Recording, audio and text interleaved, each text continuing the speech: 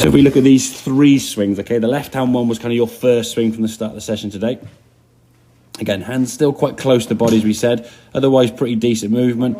Club going back a little bit here now, okay? A lot more leg movement than we want. And as you get to the top of the backswing, because of that turn that we talked about, the way you kind of gone back with a little sort of head twisting there, as you come back to the ball now, that right shoulder is going to throw the club over the top. As you come in the golf ball now, just before impact, we can see that shaft, as I said, outside the golf ball.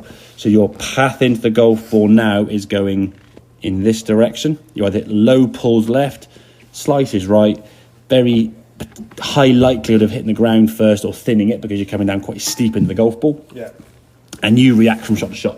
One thing you were doing, kind of what you thought you should do, is move the ball back and forth in your stance. Now, there is some people who do play golf, don't get me wrong, who move the ball up and down.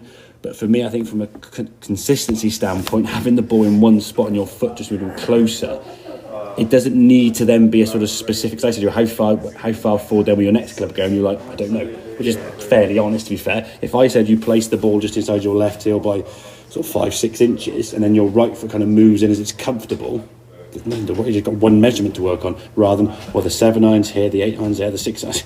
It's just too many variables that could cause some problems, okay? So that was the over-the-top swing, okay? This one here now is a better movement in terms of where that club's going back on the full swing, okay?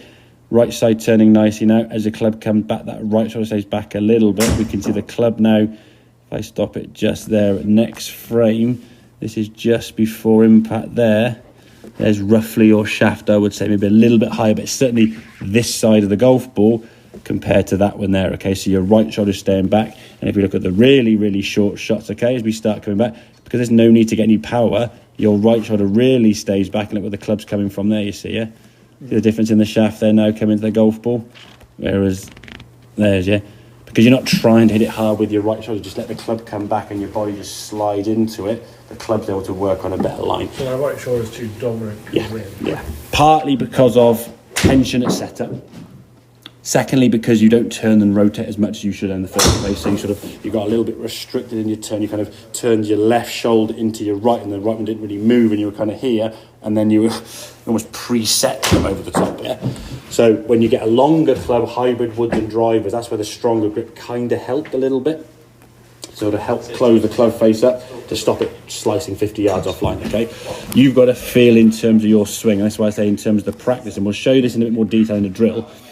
When you set up to the golf ball, okay, you stand to the golf ball, you hit it, all right? Trying to feel maybe the start line a bit right at target, but you just stand there and hit it, okay? So you can see this was a decent strike, okay? Ball sort of starting pretty much on the yellow line. I mean, you can see this impact on the screen there, it's just right of it, okay? Pretty much on the screen as it comes up. It just drew a little bit off to the left there.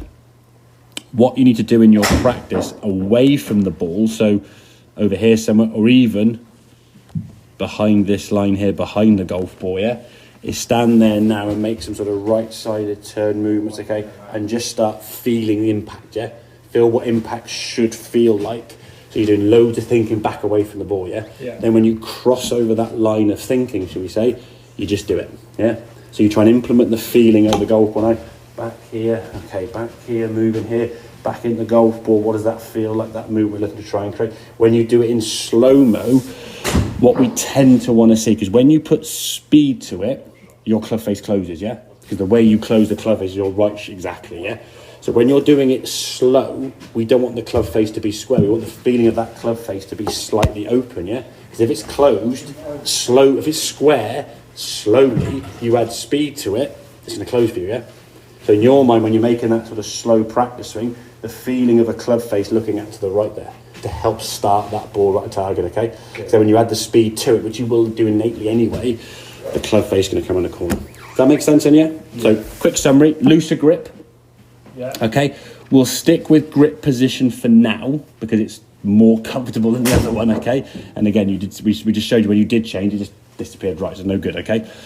Turning the right side out the way better, so your right shoulder, right hip are going to come behind you more. That's sort of like starting the lawnmower kind of sort of analogy, pulling it back behind you, okay? Get it behind here, okay?